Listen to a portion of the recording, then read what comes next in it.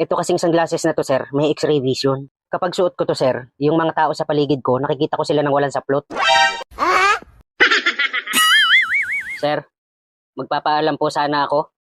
Bakit? Sir, absent muna ako bukas. Absent? 3 araw ka nang nakasiklib, ngayon ka lang pumasok, tapos bukas absent ka na naman. Oo nga, sir eh. Ang totoo niyan, sir eh, sick leave din dapat ako bukas. Kaya lang, wala na po ako maisip na sakit. What? Luko ka. Ano bang lakad mo bukas? Bakit ka absent? May emergency lang, sir. May emergency. Baka may interview ka sa ibang company. Ay, hindi, sir. Wala po akong balak mag-resign. O sige, dahil malakas ka naman sa akin, hindi ko na alamin kung anong emergency mo. Wow naman! Basta sa isang araw, pagpasok mo, tuloy-tuloy na ha. Oo, sir. Promise. Thank you, sir. Ops, saglit lang. Matanong ko lang, bakit ba palagi mong suot yan sunglasses na yan kahit nandito ka sa loob ng company? Ah, ito, sir. Hindi kasi basta sunglasses to, sir. Special po ito. Bakit? Ano bang meron dyan? Yan ba yung sa laging to ang nakalagay instead na sa lagubang? Ay, hindi, sir. Sir, huwag ka maingay ha. Atin-atin lang to. Ito kasing sunglasses na to, sir, may X-ray vision. Paanong X-ray vision? Kapag suot ko to, sir, yung mga tao sa paligid ko, nakikita ko sila ng walang saplot.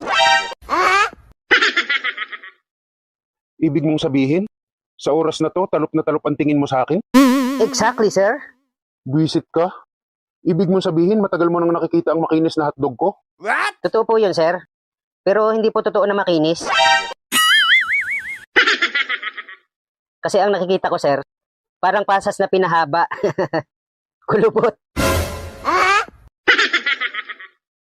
Grabe ka naman sa kulubot. Patry nga ako niyan. Wag na, sir. Baka ako naman ang pagmasdan mo. Uy, hindi ah. Hindi ako interesado sa'yo, no? Akin na, pahiram. Oh, ito, sir. Basta, sir, wag mong gagamitin yan sa masama, ha? Wow! Convincing! What? Okay to ah. Meron ka din palang pinagmamalaki ah. Hala.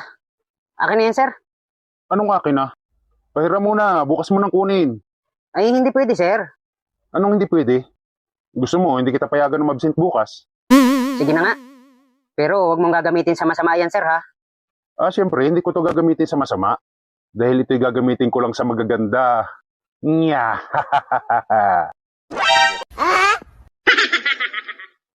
O sige na, umalis ka na. Kasi hindi maganda nakikita ko eh. Bahala ka nga, sir. Magpapunta ka dito ng isang babae ha, kahit sino doon. Kakasabi ko lang, sir, wag niyong gagamitin yan sa masama, eh. Huwag ka nang umipal, that's an order. Sir, nagpapatawag daw po kayo? Oh, amazing. What? Nya! Sir, okay lang kayo, sir? Ha? Oo. Okay na ang buto-buto. Nya! Sir, kung wala naman po kayong kailangan, babalik na lang po ako dun sa ginagawa ko. Ha? Baka pwedeng dito ka muna kunting saglit pa. Maganda pa ang tanawin eh. Ay, hindi pwede, sir. Meron po akong kailangan tapusin. Sayang naman. Nawala pang magandang tanawin. Amigo! Oh, ano? Kumusta?